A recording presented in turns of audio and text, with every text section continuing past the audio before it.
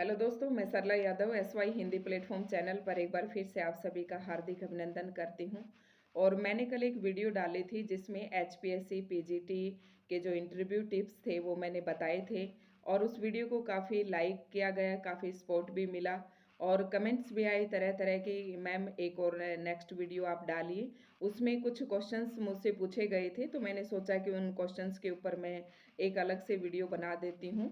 क्योंकि जो आप कमेंट करते हैं वहाँ पर थोड़ा सा पॉसिबल नहीं हो पाता है उनका जवाब दे पाना, और थोड़ा बड़ा टाइपिंग भी हो जाती है और मुझे टाइप करने के कुछ ज़्यादा ही आलस हैं। तो मैंने सोचा कि मैं एक वीडियो ही डाल देती हूँ। तो मैंने सारे क्वेश्चंस यहाँ पर नोट कर लिए थे जो आपने पूछे थे। तो उसमें कमेंट्स में सबसे पहले कमेंट्स था कि मैम डॉक्यूमेंट्स कौन कौन से लेके जाने हैं।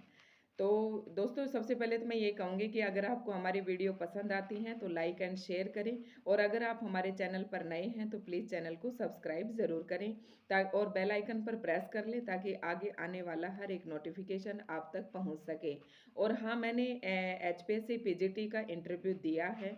अगर इससे रिलेटेड आपके कोई भी डाउट मन में है तो आप निसंकोच यहाँ पर पूछ सकते हैं। जितना पॉसिबल हो सकेगा, अगर मेरे बस की बात होगी कि और मुझे उस प्रश्न का उत्तर मेरे पास होगा तो मैं ज़रूर देने की कोशिश करूँगी। तो कमेंट में सबसे पहला ही था कि मैम डॉक्यूमेंट्स क्या क्या लेकर जाने हैं। वैसे तो आप अगर चैनल की विजिट करेंगे तो पाएंगे कि मैंने एक वीडियो डाल रखी है कि आपको HPSC में कौन कौन से डॉक्यूमेंट्स लेके जाने हैं। लेकिन एक बार फिर भी मैं शॉर्ट में बता देती हूँ कि डॉक्यूमेंट्स हमें 10th की सर्टिफिकेट लेकर जानी है। 10th 12th दोनों की सर्टिफिकेट। BA है किसी के पास तो आप जैसे अभी कॉमर्स का है तो BCom वाले, जैसे कि 3 साल में अगर आपने BCom की है तो तीनों साल की आपको सर्टिफिकेट लेके जानी है।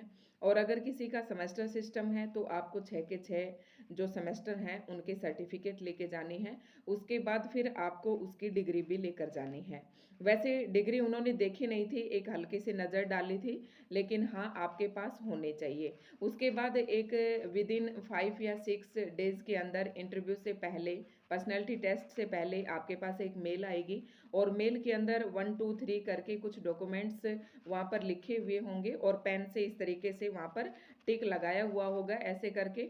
तो आपको जिन आपके डॉक्यूमेंट्स पर टिक लगा हुआ मिले वो डॉक्यूमेंट्स आपको अपने ज़रूर लेकर जाने हैं। ठीक है, ज़्यादातर क्योंकि ऑलमोस्ट आपके सारे डॉक्यूमेंट्स उनके पास अवेलेबल हैं और उन्होंने वही डॉक्यूमेंट्स टिक कर रखे हैं जिनकी उनको ज़रूरत है। तो आपको वो डॉक्यूमेंट्स ज़रूर लेके जाने हैं। आपके पास जो इंटरव्यू कॉल लेटर आएगा पर्सनैलिटी टेस्ट का, उस कॉल लेटर में आप देख लेना, निश्चिंत रहें। जब तक मैं बता देती हूँ, अगर किसी के डॉक्यूमेंट्स कंप्लीट नहीं हैं फिर भी तो आपको क्या करना है, 10th 12th BA जैसे मैंने आपको बताई। उसके बाद आपकी मास्टर डिग्री जिससे आज सब्जेक्ट के आप हैं, अगर आपने 2 साल में की हैं तो दोनों साल की मार्कशीट लेकर जानी है। और उसके अगर आपका सेमेस्टर सिस्टम है तो वही आपको चारों सेमेस्टर की लेकर जानी है। उसके बाद आपको डिग्री लेकर जानी है।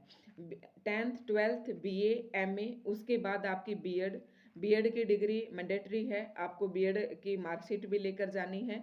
और उसके बाद आपका एस्टेट PGT एस्टेट, अगर आपने मैंने जैसे कि मेरा 2 3 बार था, मैंने अपने दोनों ही अपनी फाइल में लगा लिए थे। ये सारे डॉक्यूमेंट्स आप अपनी फाइल में सीक्वेंस से लगा लें ताकि वहाँ चेक करने में और आपको चेक करवाने में कोई किसी प्रकार की दिक्कत ना हो। वैसे बहुत ही आराम से डॉक्यूमेंट्स वेरिफिकेशन होता है, बिल्कुल घबराने की ज़रूरत नहीं है। बहुत ही प्यार से, बहुत आराम से आपसे पूछते हैं। तो आपको बीएड, फिर उसके बाद एस्टेट सर्टिफिकेट लेकर जानी है। उसके बाद अगर आप अपने एक्स्ट्रा कोई लेकर जाना चाहते हैं तो ले जा सकते हैं, देखते इतने ही हैं। ठीक है। और एस्टेट अगर अब कुछ रह गई हो तो आप पूछ सकते हैं कमेंट करके। ठीक, उसके बाद है नेक्स्ट जो वहाँ कमेंट्स था वीडियो में कि मैम ड्रेसअप के बारे में बताइए। अब एक फीमेल मेल में से किसी मेल कैंडिडेट ने कमेंट किया हुआ है कि मैम प्लीज़ ड्रेस के बारे में बताइए। तो मेल के जो ड्रेसअप के बारे में ज़्यादा तो नहीं पता है, लेकिन यही कहूँगी कि आप फॉर्मल ड्रेस पहन के जाएं।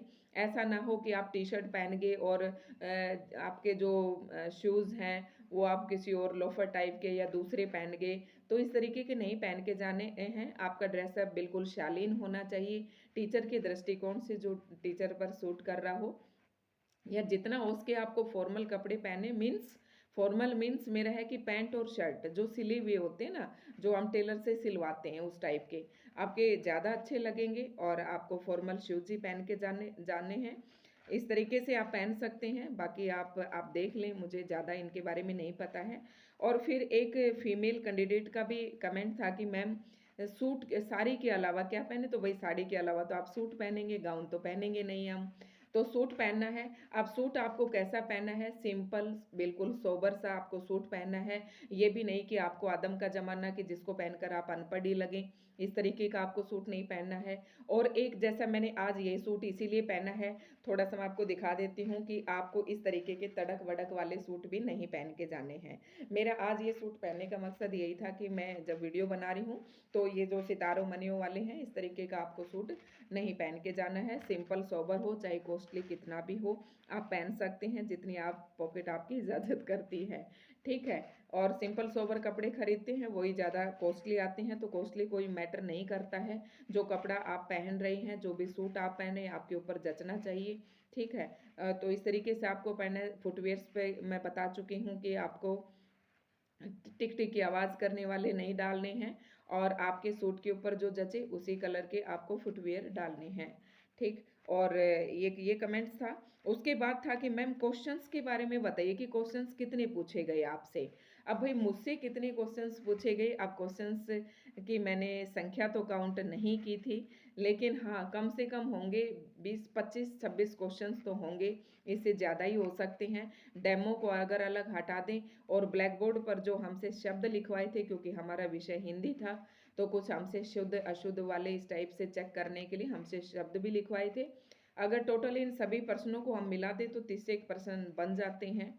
तो इतने क्वेश्चन पूछे थे। अब दूसरा कमेंट ये है कि मैम आपसे पूछे गए जो क्वेश्चंस थे वो 11th 12th के सिलेबस में से थे या फिर आपके हिंदी साहित्य में से थे। अब यहाँ पर बताना बहुत ही थोड़ा मुश्किल हो जाता है, क्योंकि हर एक सब्जेक्ट का अलग अलग वेरी करता है। और आप अपना इंटरव्यू कहाँ से स्टार्ट करते हैं, आपके इंटरव्यू का झुकाव किधर है, किस टाइप वो लेकर चले गए हैं कमेटी वाले आपके इंटरव्यू को, तो उसके ऊपर डिपेंड करेगा आपका। अब जैसा कि मुझसे पूछा था कि आप फ़िलहाल क्या कर रही हैं, तो आजकल आप क्या कर रही हैं, तो मैंने कहा था कि मैम आजकल तो मैं घर ही हूँ। लेकिन फिर बोले कि इससे पहले आप क्या करते थे, फिर मैंने बताया कि इससे पहले मैं स्कूल में पढ़ाती थी। तो फिर मेरा वो उधर से ही प्रश्न शुरू हो गया था, तो स्कूल का मुझसे कुछ भी नहीं पूछा, और हिंदी साहित्य का पूछा। अब हम देखें तो हमारे सिलेबस में भाई हिंदी साहित्य भी दिया हुआ था। जब हमने सब्जेक्टिव एग्ज़ाम दिया और ऑब्जेक्टिव दिया, तो उस सिलेबस में हिंदी साहित्य भी है। आदिकाल, भक्तिकाल, रीतिकाल और आधुनिक काल करके 4 काल दिए गए थे, और चारों कालों में पूरा हिंदी साहित्य आ जाता है। तो इस तरीके से चारों काल दे रखे थे, तो हिंदी साहित्य से प्रश्न पूछे। अब हिंदी साहित्य के प्रश्न किस प्रकार से, और इन्हें हम आउट ऑफ सिलेबस भी नहीं कह सकते, क्योंकि जैसे कि हमारे हिंदी में 11th क्लास में एक चैप्टर है नमक का दरोगा। अब वो किसने लिखा, मुंशी प्रेमचंद ने लिखा। अब जब हम बच्चे को नमक का दरोगा पाठ पढ़ाएंगे तो उससे पहले हम मुंशी प्रेमचंद जी के जीवन परिचय के बारे में बताएंगे, उसके साहित्यिक विशेषताओं के बारे में बताएंगे, मीन्स कि उसका साहित्यिक परिचय भी बताएंगे। जब हम मुंशी प्रेमचंद जी का साहित्यिक परिचय बताएंगे तो हमें साहित्य के बारे में जानकारी भी होनी चाहिए। इस तरीके के प्रश्न भी अनदर सब्जेक्ट वालों से बनने की संभावना है। तो थोड़ा सा आप उन्हें रिवाइज कर जाएं, क्योंकि आपने जब ऑब्जेक्टिव पेपर दिया था तब आपने पढ़ा तो था ही, तो ये ध्यान रखें आप, इस टाइप के प्रश्न थे।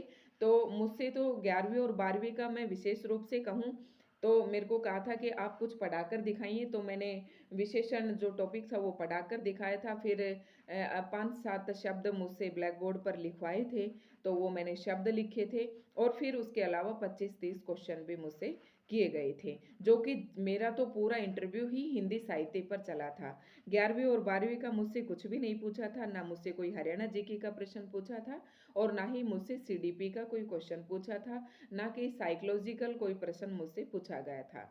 क्योंकि मुझसे पूरा जो था मेरा हिंदी साहित्य पे था, और हिंदी साहित्य में भी मुझसे ज़्यादातर पंक्तियाँ ही पूछी गई थी। अब पंक्तियाँ तो वही कैंडिडेट बता पाएगा जो कॉलेज कैडर में पढ़ा रहा है, यानी कि जो कॉलेज लेवल पे पढ़ा रहा है, लेकिन फिर भी मैंने बताने की कोशिश की थी।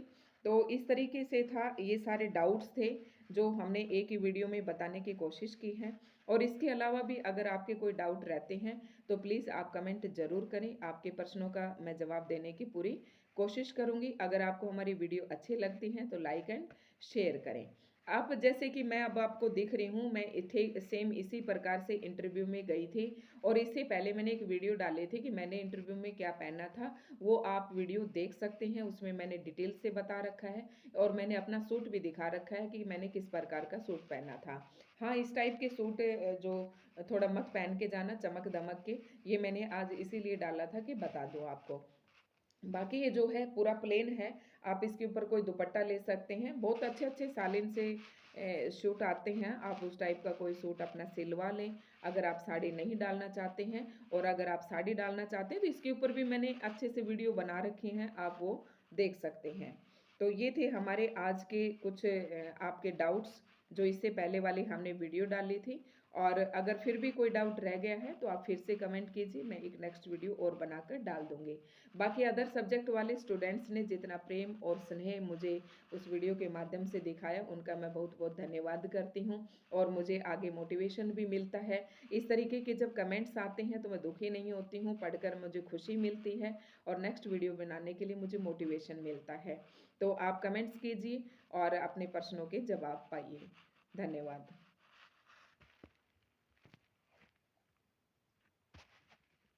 दोस्तों, वीडियो मैंने बंद कर दी थी, धन्यवाद बोल दिया था, लेकिन जब मैंने अभी नज़र डाली डॉक्यूमेंट्स पर तो उसमें आपको 10th फिर से एक बार बता देती हूँ, कुछ रह गए थे। 10th 12th और बीए एमए आपको सभी सेमेस्टर वाइज या साल वाइज आपके सर्टिफिकेट, आपकी डिग्री और उसके बाद आपको बीएड की सर्टिफिकेट, उसके बाद एस्टेट सर्टिफिकेट और एस्टेट सर्टिफिकेट के बाद हरियाणा डोमोसाइल। वो तो आपने जब फॉर्म भरा होगा तब भी लगा दिया होगा, वैसे उसकी खास ज़रूरत नहीं है, लेकिन आप लेकर जाएं। और जो डोमोसाइल आपने उस टाइम फॉर्म भरते समय लगाया था वही आपका चल जाएगा। उसके बाद कैटेगरी वाइज सर्टिफिकेट, जैसे कि कोई बीसीबी में है या कोई बीसीए में है या एससी एसटी का कोई कैंडिडेट है या पीडब्ल्यूबीडी का है, ईडब्ल्यूएस का, जो भी कैंडिडेट किसी भी तरीके की जो कैटेगरी का है और उसको अपनी कैटेगरी की सर्टिफिकेट ज़रूर लेकर जानी है।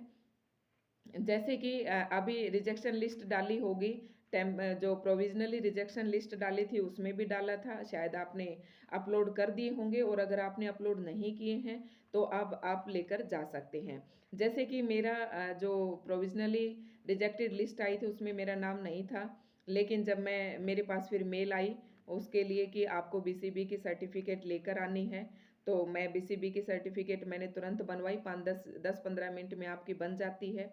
तो बीसीबी की अगर आप बीसीबी की सर्टिफिकेट नहीं लगाएंगे तो उससे होगा कुछ नहीं, आपको जर्नल में मतलब आप शामिल हो जाएंगे, आपका रिजल्ट जर्नल में से निकलेगा, अनरिजर्व्ड कैटेगरी में से। तो बीसीबी की सर्टिफिकेट आप अपनी बनवा लें। बीसीए का कैंडिडेट है तो बीसीए की, किसी अनदर कैटेगरी का है तो वो अपनी सर्टिफिकेट ज़रूर लेकर जाएं।